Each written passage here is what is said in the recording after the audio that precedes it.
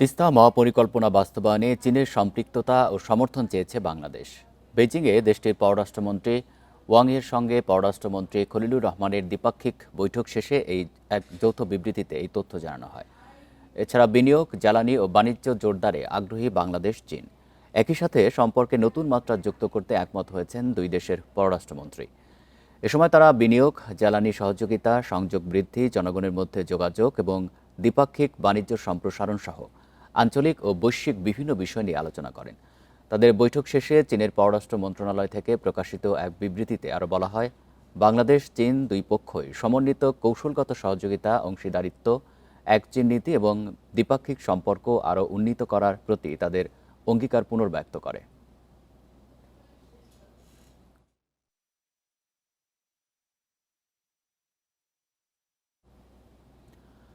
মুষলধারে বৃষ্টিতে চরম ভোগান্তির মুখে পড়েছেন রাজধানীবাসী। বুধবার দিনভর গরম থাকলেও সন্ধ্যায় শুরু হয় ঝড়। এরপরই নামে ভারী বৃষ্টি। এতে বিভিন্ন সড়কে জলাবদ্ধতা তৈরি হয়। বিড়ম্বনায় পড়তে হয় অফিস ফেরত মানুষকে। সন্ধ্যার আগেই রাত নামে রাজধানীতে। ঘন মেঘ আটকে দেয় সূর্যের আলো। বুধবার সারাদিন রোদের খেলায় বৃষ্টির আশা ছিল না অনেকের। তবে বিকাল থেকেই পাল্টে যায় আবহাওয়া। তুমুল বৃষ্টির সঙ্গে একের পর এক বজ্রপাতও ছিল। ঠিক ওই সময়টাই অফিস থেকে বাসায় ফেরেন মানুষ। এতে বেশ বিড়ম্বনায় পড়তে হয় তাদের। এছাড়া খেটে খাওয়া মানুষও পড়েন বিপাকে। কষ্ট হচ্ছে আমাদের বা জনসাধারণ সবার কষ্ট। এরকম টাইমে অফিস টাইমে যে বৃষ্টি হবে এটা বলতে ভাবতে পারি নাই, কিন্তু আজকে একটু গরম ছিল।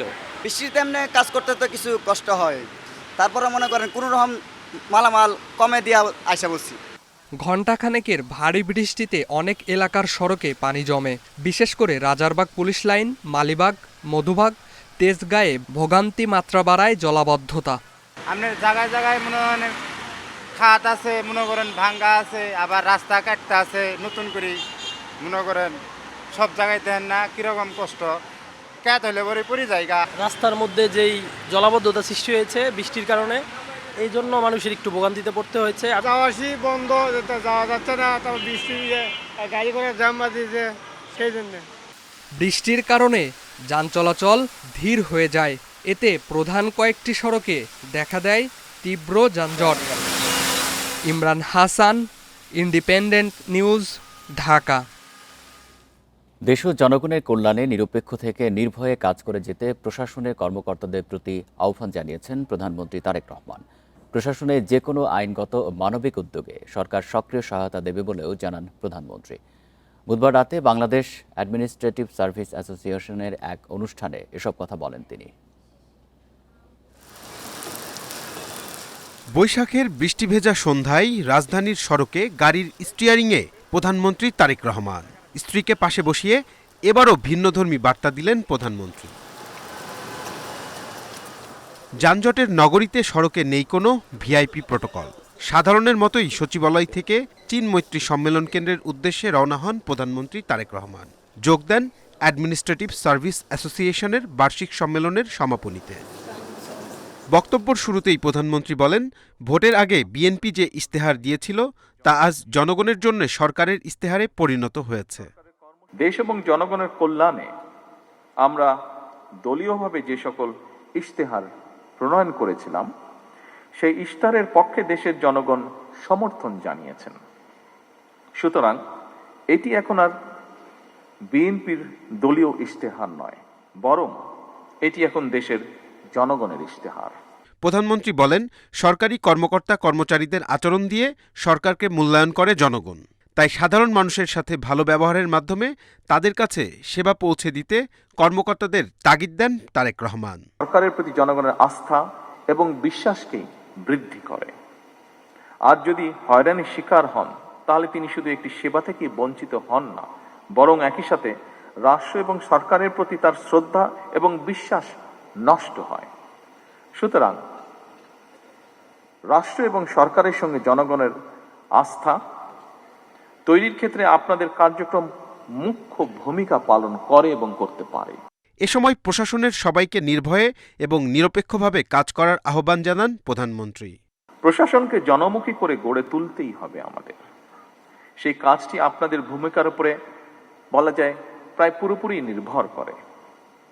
আমাদের সরকার এমন একটি জনমুখী সরকার প্রশাসন চায়, যেখানে সরকারি দপ্তরে সাধারণ মানুষ সম্মানের সাথে দ্রুত, স্বচ্ছ এবং হয়রানি মুক্তভাবে সেবা পাবে।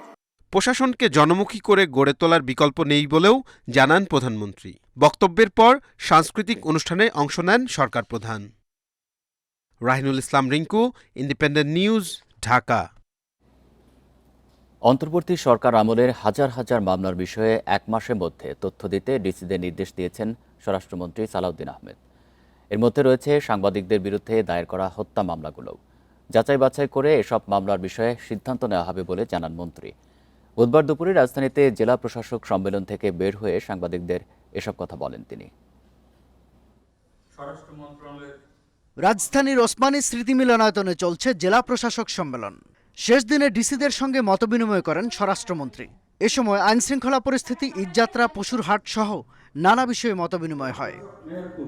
সম্মেলন থেকে বের হয়ে সাংবাদিকদের মুখোমুখি হন স্বরাষ্ট্রমন্ত্রী। তিনি বলেন, বৈষম্য বিরোধী আন্দোলনের সময় দায়ের করা অনেক মামলা প্রত্যাহার করা হয়েছে, বাকিগুলো যাচাই বাছাই করে সিদ্ধান্ত নেওয়া হবে। অন্তর্বর্তী সরকারের আমলের হাজার হাজার মামলা নিয়ে সরকারের ভাবনা জানতে চাওয়া হয়। স্বরাষ্ট্রমন্ত্রী জানান, জেলা প্রশাসকদের কাছে এই মামলাগুলোর তথ্য চাওয়া হয়েছে।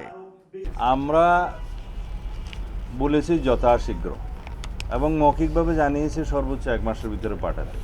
যদি কোনো ক্ষেত্রে কেউ বিলম্বিত করে থাকে, আমরা ন্যায় বিচারের স্বার্থে হয়তো সেটা বিবেচনা করব পরে আসলেও। সেটার জন্য কোনো হার্ড অ্যান্ড ফাস্ট রুল নাই। তবে আশা করি যারা মামলা প্রত্যাহার চান তারা তো বিলম্ব করবেন না। এ সময় সাংবাদিকদের বিরুদ্ধে দায়ের করা হত্যা মামলাগুলো নিয়েও প্রশ্ন ছিল মন্ত্রীর কাছে। আমরা এই যাচাই বাছাই করতেছি। এখন আমরা সরকারের দায়িত্ব নিয়েছি, জনগণ দায়িত্ব দিয়েছে কেবল 2-2.5 মাস হলো। এর ভিতরে যে সমস্ত উদ্যোগ নেওয়া হয়েছে, প্রথম দিকেই এটা উদ্যোগ নেওয়া হয়েছে। তো এই যাচাই বাছাই কমিটি যেটা করা হয়েছে, তাদের মাধ্যমে যদি এটা আসে তাহলে আমাদের জন্য সিদ্ধান্ত নিতে সুবিধা হবে। তাছাড়া ইতিমধ্যে সিআরপিসির 173 যেটা সংশোধন করা হয়েছে, তার মাধ্যমেও অনেকে নিষ্কৃতি পেয়েছে, রিলিফ পেয়েছে। তারা সেখানেও আবেদন করতে পারে, অথবা আমাদের নজরে আনলে আমরা সেটা দেখব। আরেক প্রশ্নের জবাবে স্বরাষ্ট্রমন্ত্রী বলেন, পশ্চিমবঙ্গের নির্বাচনের পর পুশিনের ঘটনা ঘটবে তা মনে হয় না তার। তারপরও বিজেপিকে সতর্ক থাকার নির্দেশ দেওয়া হয়েছে বলে জানান তিনি। শাহাদাত স্বপন, ইন্ডিপেন্ডেন্ট নিউজ, ঢাকা। রোহিঙ্গারা যাতে সম্মানের সাথে নিজ দেশে ফিরতে পারে সেই লক্ষ্যে সরকার কাজ করছে। কক্সবাজারে ক্যাম্প পরিদর্শনে গিয়ে একথা জানান পররাষ্ট্র প্রতিমন্ত্রী শামা ওবায়েদ। বুধবার সকালে উখিয়ার একটি ক্যাম্প পরিদর্শন করেন তিনি। আরও জানান, মিয়ানমার সহ আন্তর্জাতিক মহলের সঙ্গে রোহিঙ্গাদের বিষয়ে আলোচনা অব্যাহত রয়েছে। প্রতিমন্ত্রীর মতে, মিয়ানমারে অভ্যন্তরীণ পরিস্থিতি এখন বেশ জটিল। তবে চীন, ভারত, আসিয়ানভুক্ত দেশ এবং পশ্চিমা বিশ্বের সাথে সমন্বয় করে নিরাপদ প্রত্যাবাসনের চেষ্টা চলছে। পরে বিকালে শরণার্থী ত্রাণ ও প্রত্যাবাসন কমিশন কার্যালয়ে আইনশৃঙ্খলা বাহিনী এবং এনজিও কর্মকর্তাদের সঙ্গে মতবিনিময় সভায় অংশ নেন তিনি। প্রতিমন্ত্রীর প্রতিনিধি দলে পররাষ্ট্র মন্ত্রণালয়ের মিয়ানমার উইংয়ের মহাপরিচালক সহ অন্যান্য কর্মকর্তারা উপস্থিত ছিলেন। বাংলাদেশ জাতীয়তাবাদী দলের সরকার অত্যন্ত বদ্ধপরিকর যে আমরা রিপ্যাট্রিয়েশন করতে চাই এই জনগোষ্ঠীকে তার সম্মানের সাথে, ডিগনিটির সাথে, সেফটি সিকিউরিটি এনশিওর করে তাদেরকে তাদের দেশে, তাদের মাটিতে আমরা ফেরত পাঠাতে চাই। আগামী 6 জুন থেকে ব্যারাকে ফিরতে শুরু করবেন সেনা সদস্যরা। আইনশৃঙ্খলা সংক্রান্ত কোর কমিটির সভায় এই সিদ্ধান্ত হয়েছে। প্রায় 23 মাস পর তাদের প্রত্যাহার শুরু হচ্ছে। প্রথমে দূরের জেলা থেকে সেনাদের সরিয়ে নেওয়া শুরু হবে। ধাপে ধাপে বিভাগীয় শহর এবং বড় জেলা থেকে তুলে নেওয়া হবে তাদের। এভাবে জুনের মধ্যে সবাইকে মাঠ পর্যায় থেকে ব্যারাকে ফেরানো হবে। গণঅভ্যুত্থানের সময় 2024 সালের 19 জুলাই থেকে দেশের বিভিন্ন স্থানে সেনা মোতায়েন করা হয়। আওয়ামী লীগ সরকারের পতনের পর অন্তর্বর্তী সরকারের পুরো সময় জুড়েই মাঠে ছিলেন সেনা সদস্যরা।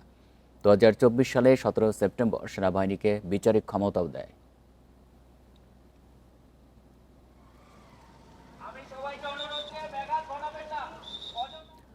গণঅভ্যুত্থানে মানবতা বিরোধী অপরাধের মামলায় জাসদ সভাপতি হাসানুল হক ইনুর বিচার একেবারে শেষের দিকে। রাষ্ট্রপক্ষ জানায়, আর 2-3 কার্য দিবসের মধ্যেই শেষ হবে যুক্তিতর্ক। রায়ের অপেক্ষায় থাকবে মামলাটি।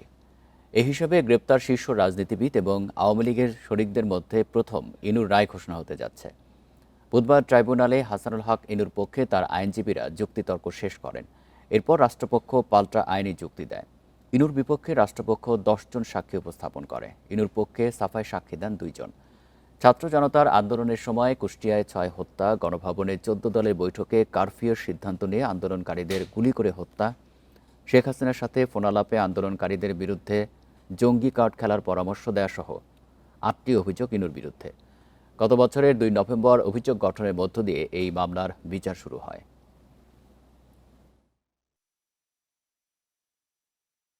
ইললিগালি কারফিউ ইম্পোজ করা হয়েছে to kill the civilian people, civilian protester, যেটা মানবতা বিরোধী অপরাধ, এটা আমরা বলেছি। এবং শেখ হাসিনার সাথে তার নিয়মিত যোগাযোগ ছিল, তার 2টো যোগাযোগ আমরা অডিও ক্লিপ দাখিল করেছি। আমরা আশা করছি একদিন খুব বেশি আর 3টা সেশন হতে পারে। সব মিলিয়ে আমরা প্রসিকিউশনের সাক্ষ্য এবং আমাদের দাখিলকৃত বিভিন্ন দালিলিক প্রমাণপত্র এবং বিভিন্ন ডিজিটাল এভিডেন্স দিয়ে আমরা দেখিয়েছি যে জনাব ইনুর বিরুদ্ধে আনীত মামলা সম্পূর্ণ মিথ্যা, বানোয়াট এবং উদ্দেশ্য প্রণোদিত। গুজব রোধে ফ্যাক্ট চেকে গুরুত্ব দিচ্ছে সরকার, আর কন্টেন্টের বিষয়ে সবশেষ সিদ্ধান্তের এখতিয়ার চায় বিটিআরসি। বুধবার রাজধানীতে সাইবার নিরাপত্তা নিয়ে সেমিনারে টেলিকম উপদেষ্টা ও বিটিআরসি চেয়ারম্যান সাইবার আইনের গুরুত্বের কথা বললেও অন্য আলোচকেরা মত প্রকাশের স্বাধীনতা নিশ্চিত করার আহ্বান জানান। বলেন, আইন নয়, দরকার সচেতনতা।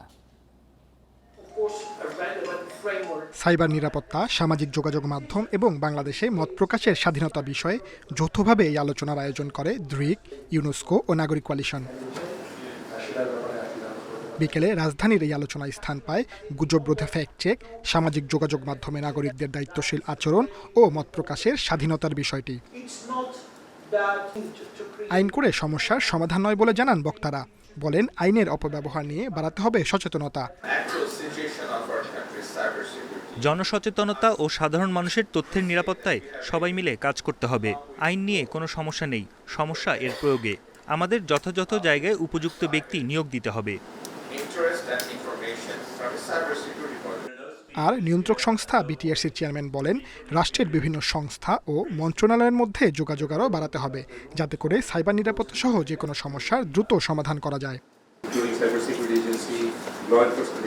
আইনশৃঙ্খলা বাহিনীর নিজেদের মধ্যে সমন্বয় আরও উন্নত করতে হবে, তাহলে সমস্যার দ্রুত সমাধান হবে। বিভিন্ন সময় আমাদের কন্টেন্ট সরানোর জন্য অপেক্ষা করতে হয়। কন্টেন্ট যাচাই বাছাইয়ে আমাদের নিজেদের কোনো এখতিয়ার নেই।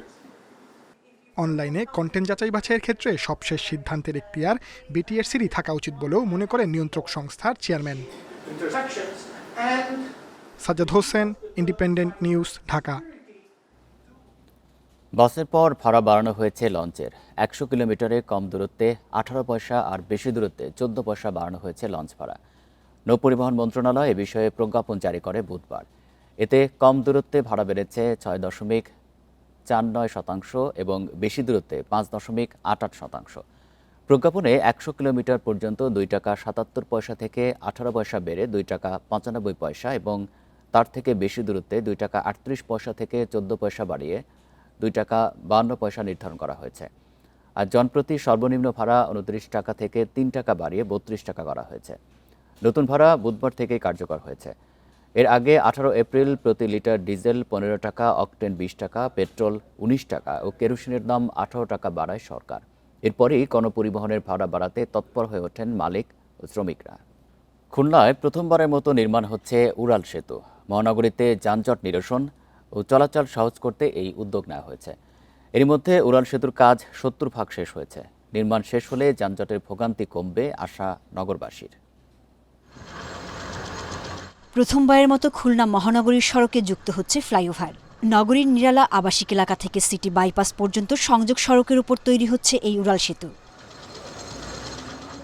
2018 সালে শুরু হওয়া প্রকল্পটি শেষ হচ্ছে আগামী ডিসেম্বরে। যানজট নিরসন ও যান চলাচল সহজ করতে উড়াল সেতু নির্মাণের উদ্যোগে খুশি নগরবাসী। এই রোডটা হয়ে গেলে এই যে গোয়ালমারি 0 পয়েন্টের যেই জামটা আছে ওইটা আর ফেস করা লাগবে। পরিপূর্ণ কাজ সম্পন্ন হলে আমরা এই শহর থেকে বাইরে যেতে পারবো। এই শহরের সাথে আপনার রামপাল, মোংলা, বাগেরহাট, মোল্লারহাট খুব সহজ হবে আর কি। সেতু সহ প্রায় 3 কিলোমিটার দৈর্ঘ্যের নতুন 4 লেন সড়ক প্রকল্পের মূল কাজ প্রায় 70% শেষ হয়েছে জানালেন পরিচালক। টোটাল 300 মিটার একটা ওভারপাস নির্মাণের প্রস্তাবনা একনেক কর্তৃক অনুমোদিত হয়, সেভাবেই নির্মাণ কাজ চলমান আছে। এটা ব্রিজের অগ্রগতি মোটামুটি 70 থেকে 80% কাজ শেষ হয়েছে এবং রাস্তারও 50 থেকে 60% কাজ সম্পন্ন হয়েছে। এদিকে প্রকল্পের নকশায় কিছু ত্রুটি আছে দাবি করে আগামীতে এ কারণে যানজট বাড়তে পারে এমন শঙ্কা জানিয়েছেন নিরাপদ সড়ক চাই আন্দোলনের নেতারা। সড়কের নিরালা মোড় ও লিংক রোড আরও প্রশস্ত করার দাবি তাদের। নকশাগত কিছু ত্রুটি এবং আবাসিক এলাকার মধ্য থেকে যেভাবে সড়কটা গিয়েছে, এই সড়কটি যদি আরও প্রশস্ত করা যেত এবং লিঙ্ক সড়কগুলো যদি আরও বড় বড় করা যেত, তাহলে আমার মনে হয় যে নগরবাসীর ভোগান্তি দূর হতো। মোট 715 কোটি টাকা ব্যয়ে প্রকল্পটি বাস্তবায়ন করছে খুলনা উন্নয়ন কর্তৃপক্ষ। এর আওতায় খুলনা বিশ্ববিদ্যালয় থেকে রায়ের মহল এবং বাস্তুহারা পয়েন্ট থেকে পুরাতন সাতক্ষীরা মোড় পর্যন্ত সড়কও প্রশস্ত করা হয়েছে। Independent news. মৌলভীবাজারে অব্যাহত বৃষ্টি আর রোদ না থাকায় বিপাকে হাওড় অঞ্চলের কৃষকরা। একদিকে পানির নিচে তলিয়ে গেছে শত শত হেক্টর জমির পাকা ধান, অন্যদিকে রোদ না থাকায় কাটা ধান শুকাতে পারছেন না চাষিরা। এতে স্তূপ করে রাখা ধানে গজাচ্ছে চারা, পচে গিয়ে ছড়াচ্ছে দুর্গন্ধ। কৃষি বিভাগ বলছে জেলায় ইতোমধ্যে 5000 হেক্টর জমির ফসল ক্ষতিগ্রস্ত হয়েছে। মৌলভীবাজার সদর উপজেলার কাওয়াদিঘি হাওরপাড়ের মিরপুর গ্রাম। এখানকার 12 বিঘা জমিতে বোরো আবাদ করেছিলেন আজমল মিয়া, কিন্তু পাহাড়ি ঢল আর বৃষ্টিতে তার 8 বিঘা জমি এখন পানির নিচে। যে 4 বিঘা জমির ধান কাটতে পেরেছেন, রোদ না থাকায় তা নিয়েও চরম দুশ্চিন্তায়। সংকট কেবল তলিয়ে যাওয়া ধান নিয়ে নয়, বিপত্তি কাটা ধান নিয়েও। গত এক সপ্তাহ ধরে জেলায় নেই পর্যাপ্ত রোদ। মেঘলা আকাশ আর গুমোট গরমে মাড়াই করা ধানের গাদায় গজাচ্ছে চারা। কোথাও কোথাও এই চারা 3 থেকে 4 ইঞ্চি পর্যন্ত লম্বা হয়ে যাওয়ায় নষ্ট হচ্ছে ধানের গুণাগুণ। কামলা খরচ লাগাইছি, নৌকা খরচ লাগাইছি, আইনা খাটাইছি, ধান খাটাই আইনা খোলাত গিলা দি তৈছি, কত খান লম্বা গেরা উঠছে। কিয়ার জায়গা হইয়া 2 কিয়ার তুলছি, এই 2 কিয়ারের মাঝে অবস্থা 4 কিয়ারই শেষ, টাকা 24-25 টাকা খরচ আমরা। যদি সামান্য একটু রোদ পাই আমরা সাময়িক আমরা জীবনটা বাঁচাইতে পারবো। চারা গজানো রোধে অনেক কৃষক ধান বস্তায় ভরে পুনরায় পানিতে চুবিয়ে রাখছেন, কিন্তু এতেও খুব একটা ভরসা পাচ্ছেন না তারা। কৃষি বিভাগ বলছে আবহাওয়া অনুকূলে না আসা পর্যন্ত ধান খোলা ও উঁচু স্থানে ছড়িয়ে রাখতে। আমাদের যে কটা উঁচু রাইস মিল আছে সবার কাছে আমরা এই মেসেজটা দিয়েছি যে অন্তত কৃষকের কাছ থেকে বীজা ধান কিনা যেন দ্রুত আপাতত ধানগুলো শুকায়। এখন বলছি তাদেরকে যে আপনারা চাল করা দরকার না, ধান শুকিয়ে আপাতত মজুত করেন শুকনা ধান কৃষকের কাছ থেকে। কৃষক মোটামুটি এই উঁচু রাইস মিলের কাছে ধান বিক্রি করে ভালোই মূল্য পাচ্ছে। কৃষি বিভাগের তথ্য অনুযায়ী জেলায় ইতিমধ্যে প্রায় 5000 হেক্টর জমির বড় ফসল তলিয়ে গেছে, যার আর্থিক ক্ষতি 100 কোটি টাকার বেশি। এরই মধ্যে অন্তত 20,000 কৃষক ক্ষতিগ্রস্ত এবং এই সংখ্যা প্রতিদিনই বাড়ছে। Independent news. পদ্মা ব্যারেজ প্রকল্পের বিষয়ে খুব শিগগিরই সরকার সিদ্ধান্ত নেবে বলে জানিয়েছেন পানি সম্পদ মন্ত্রী শহীদউদ্দিন চৌধুরী আনি। বুধবার সচিবালয়ে প্রধানমন্ত্রীর সঙ্গে বৈঠক শেষে পানি সম্পদ মন্ত্রী বলেন, দ্রুতই ইস্যুটি একনেকে উপস্থাপন হবে। শহীদউদ্দিন চৌধুরী আনি জানান, 180 দিনের করণীয় নিয়ে আলোচনা হয়েছে প্রধানমন্ত্রীর সঙ্গে, যেখানে তিস্তা মহাপরিকল্পনা নিয়েও প্রাথমিক আলোচনা হয়। খাল খনন কর্মসূচি সহ জনসভায় যোগ দিতে প্রধানমন্ত্রী আগামী 16 মে চাঁদপুর ও 25 মে ফেনী যাবেন বলে জানান পানি সম্পদ মন্ত্রী। দায়িত্ব নেওয়ার পর থেকেই নির্বাচনী প্রতিশ্রুতি পূরণে দেশের বিভিন্ন জেলায় খাল পুনঃখনন কর্মসূচি সহ বিভিন্ন প্রকল্পের উদ্বোধন করেছেন প্রধানমন্ত্রী তারেক রহমান। এই পদ্মা ব্যারেজটি বাংলাদেশের 1/3 জনগণের সুবিধার্থে প্রয়োজনে খুবই গুরুত্বপূর্ণ এবং জনগুরুত্বপূর্ণ বিদায় আমরা আমাদের যে নির্বাচনী অঙ্গীকার ছিল, মাননীয় প্রধানমন্ত্রী নির্বাচনের আগে রাজশাহীতে এই প্রজেক্টটি নিয়ে কথা বলেছেন। বগুড়ার ইউনিয়ন ভূমি অফিস থেকে সহকারী কমিশনারের কার্যালয়ে সবখানে সেবা পেতে গুনতে হচ্ছে বাড়তি টাকা। অনুসন্ধানে দেখা গেছে বিভিন্ন কাজের জন্য সরকারি রাজস্বের চেয়েও দাবি করা হচ্ছে বেশি টাকা। নামজারি বা খারিজ সহ বিভিন্ন সেবা দিতে হয়রানি ও অবৈধ লেনদেন বন্ধে কঠোর ব্যবস্থা নেওয়ার কথা জানিয়েছেন ভূমিমন্ত্রী। জমি খারিজ বা নামজারির সরকারি ফি মাত্র 1170 টাকা, কিন্তু বগুড়ার কাহালু উপজেলার মালঞ্চা ইউনিয়ন ভূমি অফিসে এই সেবা নিতে এসে বিপাকে পড়েন দুপচাচিয়ার বাসিন্দা মাশফিকুল। নানির কাছ থেকে পাওয়া জমি মায়ের নামে খারিজ করতে গেলে ভূমি অফিসে দাবি করা হয় 7000 টাকা। ভূমি উপসহকারী কর্মকর্তা উম্মে সালমার বিরুদ্ধে এমনটাই অভিযোগ মাশফিকুলের। তোমার কত দিচ্ছেন? ফি তো আপনার 1170 না? ওটার জন্য হবে না। আপনারা বেশি নিচ্ছেন কেন? বেশি এখন কি আর কমো? আপনাদের সরকারের ফি তো 1170। টাকা চাওয়ার কথা স্বীকার করলেও কর্মকর্তা উম্মে সালমার দাবি খাজনা পরিশোধে ওই টাকা চেয়েছিলেন তিনি, যদিও জমি খারিজের জন্য খাজনা পরিশোধের কোনো বাধ্যবাধকতা নেই। ৭,০০০ টাকা কিভাবে চান আপা? না, আমি ওটা খাজনার কথা বলছি। আপনার কাছে তো খাজনার জন্য আসে নাই, আপনি কিভাবে খাজনার জন্য চাইবেন? জেলার বিভিন্ন ইউনিয়ন ভূমি অফিসে দেখা গেছে একই রকম অনিয়মের চিত্র। এক শ্রেণীর দালাল ও অসাধু কর্মকর্তার সিন্ডিকেটের কাছে জিম্মি সাধারণ মানুষ। চাহিদা মতো টাকা না দিলে ভূমি সেবার জন্য ঘুরতে হয় দিনের পর দিন। আমাকে তাহলে এই হয়রানি করার মানে কি? যেখানে অনলাইনে আবেদন করে মাত্র 1170 টাকা লাগে, সেখানে তারা আমার কাছে 7,000 টাকা চেয়েছে। এটা ভূমি অফিসে গিয়ে দুর্নীতি যেন না হয়, টাকা পয়সা যেন মানে নির্ধারিত মূল্যে যা হওয়ার দরকার সেটা যেন হয়। ভূমি অফিসের ভোগান্তির বিষয়টি স্বীকার করলেন ভূমিমন্ত্রী নিজেও। এ বিষয়ে ব্যবস্থা নেয়ার পাশাপাশি ডিজিটাল সেবা চালুর মাধ্যমে দুর্নীতি ও দালালদের দৌরত্বে বন্ধে নানা উদ্যোগের কথা জানালেন মিজানুর রহমান মিনু। অনেক কিছুই ভূমি মন্ত্রণালয়ের নিয়ন্ত্রণে নাই, তারপর আমরা চেষ্টা করছি সবাইকে সমন্বিতভাবে এক জায়গায় আনার এবং কার্যকরী পদক্ষেপ নেওয়া। তবে জনগণকে আরও সচেতন হতে হবে। শুধু প্রতিশ্রুতি নয়, ভূমি সেবা ঘিরে মাঠ পর্যায়ে অনিয়ম ও বিশৃঙ্খলার বিরুদ্ধে সরকার দ্রুত ব্যবস্থা নেবে, এমনটাই প্রত্যাশা সাধারণ মানুষের। Hasibur Rahman, independent news, Bogura. বেসরকারিভাবে বিদ্যুৎ উৎপাদন এবং বেচাকেনার সুযোগ রেখে মার্চেন্ট পাওয়ার প্ল্যান্ট পলিসি করেছে সরকার। এই নীতির মাধ্যমে নবায়নযোগ্য বিদ্যুতের ব্যবহার বাড়াতে সরকারকে সঞ্চালন ফি সহনীয় রাখার দাবি শিল্প মালিকদের। বিশেষজ্ঞরা বলছেন, এই ধরনের বিদ্যুতের দামে অতিরিক্ত খরচের চাপ বসালে নীতিমালার সুফল মিলবে না। বিভিন্ন কেন্দ্রে যে বিদ্যুৎ উৎপন্ন হয় তা বিদ্যুৎ উন্নয়ন বোর্ড কিনে কয়েকটি বিতরণ সংস্থার মাধ্যমে ভোক্তা পর্যায়ে সরবরাহ করে। এখন মার্চেন্ট পাওয়ার প্ল্যান্ট পলিসির মাধ্যমে নবায়নযোগ্য জ্বালানির প্রসারে উৎপাদন ও বেচাকেনায় বেসরকারি অংশগ্রহণ বাড়াতে জোর দিচ্ছে সরকার। নীতিমালার আওতায় বিশেষ উদ্দেশ্যে প্রতিষ্ঠান গঠনের মাধ্যমে দেশি বিদেশি বিনিয়োগকারী মার্চেন্ট পাওয়ার প্ল্যান্ট স্থাপন ও পরিচালনা করতে পারবে। তারা সরাসরি শিল্প ও বাণিজ্যিক গ্রাহকের সঙ্গে আলোচনার ভিত্তিতে মূল্য নির্ধারণ করবে। তৈরি পোশাকসহ বিভিন্ন রপ্তানি খাতের বিদেশি ক্রেতারা এখন পরিবেশ বান্ধব উৎপাদন প্রক্রিয়ায় জোর দিচ্ছে। সেক্ষেত্রে কারখানায় সৌরবিদ্যুতের মতো নবায়নযোগ্য জ্বালানির ব্যবহার গুরুত্ব পাচ্ছে বলে জানান শিল্প মালিকরা। এখানে যখন আমরা নিজেরা গিয়ে রিনিউয়েবল এনার্জি বাড়াতে চাচ্ছি, তখনও যখন আমরা পলিসি সাপোর্ট পাবো না, তখন আসলে আমাদের গার্মেন্টস ফ্যাক্টরি বন্ধ করা ছাড়া কোনো উপায় থাকবে না। তো হুইলিং চার্জটা বারবার আমরা রিকোয়েস্ট করছি যে এটা যেন 70 সেন্টের উপরে না বাড়ানো হয়। যে সাবসিডিগুলো দেওয়া হয় সরকার, এইটা তো আমাদের উপরে চাপালে হবে না, আমরা তো প্রাইভেট সেক্টর। মার্চেন্ট পলিসি 2030 সালের মধ্যে নবায়নযোগ্য উৎস থেকে 20% বিদ্যুৎ উৎপাদনের লক্ষ্য অর্জনে সহায়ক হবে বলে মনে করেন বিশেষজ্ঞরা। তবে তারা বলছেন, বেসরকারি উদ্যোক্তাদের এমন বিদ্যুৎ ব্যবহারে উৎসাহিত করতে জাতীয় গ্রিড সহ অন্যান্য সেবার চার্জ সহনীয় রাখতে হবে। মার্চেন্ট পাওয়ার পলিসি যেটা করেছে সেটাও কিন্তু একটা আকর্ষণীয় ইনভেস্টমেন্টের একটা ইনস্ট্রুমেন্ট হতে পারে। সেক্ষেত্রে হুইলিং চার্জটাকে ন্যাশনাল লেভেলে রাখা প্রয়োজন। আমরা শুনতে পাচ্ছি পত্রপত্রিকায় রিপোর্টে এসছে 2.5 টাকা, কেউ বলছেন 3 টাকা ওপেন এক্সেস চার্জ। 3 টাকা হলে কিন্তু আসলে খরচ আবার বেড়ে যায়। ইন্ডাস্ট্রি তাহলে কেন 12-13 টাকায় রিনিউয়েবল এনার্জি বিদ্যুৎ কিনবে? সেটা না করে গভর্নমেন্ট এটাকে 1 টাকার ভিতর রাখতে পারে কিনা, তাহলে হয়তো 10 টাকায় তারা কিনতে পারে। পর্যবেক্ষকরা বলছেন, মার্চেন্ট পলিসি সফলভাবে বাস্তবায়ন করা গেলে অল্প সময়েই মিলতে পারে 1000 মেগাওয়াট সৌরবিদ্যুৎ। এতে সরকারের ভর্তুকির বোঝাও কমবে।